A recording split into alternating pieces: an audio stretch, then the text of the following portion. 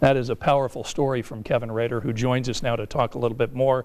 How did you find this family? You know, this is just an odd way to come about it, but actually in Brownsburg. The family lives in Franklin. I went to Brownsburg to do a story on Brownsburg Rocks, this wonderful little craze that a 9-year-old boy has started there, and where people can put things like faith, hope, love. I even saw one that had a heart monitor drawn on it, and they leave it out in the community. And on the back, it says on it that go to the Brownsburg Rocks website, take a picture of yourself, and then re-hide it so that someone else can find it. Well, when I was there, I kept seeing rocks, Scott, that said Riley Rocks. And it made me wonder, who's Riley? That led us to Franklin. So you get to Franklin, you get with the family, and there's this girl, this amazing girl that we've seen here in this story, and she starts opening up about what she's been through. What was that like for you? It was amazing, because you're sitting with the family and it's like you're really they're just opening it up and sharing it with you. And you know, you're in this business, you know what a special thing that is. You're literally sitting there and they're opening up the book of their lives. But in this case, a 12-year-old girl who tried to kill herself because of bullying, which is horrible.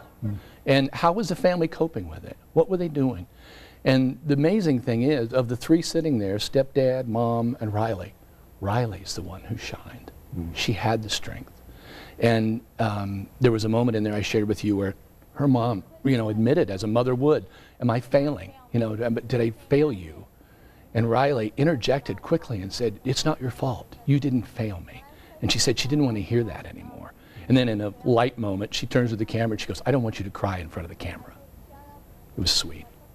That's a really interesting and a powerful moment. I mean, you're a dad. You've got kids. What was that like for you?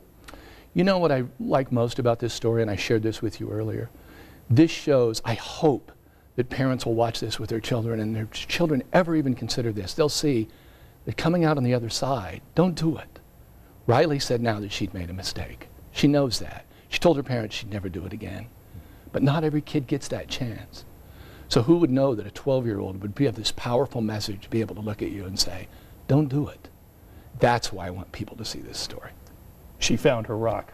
She did, Scott. She did. And we know that there are lots of resources that are out there for children who may consider suicide, and we have all of that on WTHR.com. If you're a parent, if you're a child watching this story, we invite you to go and find those resources today. Kevin, that was a powerful story. Thanks for bringing that to us.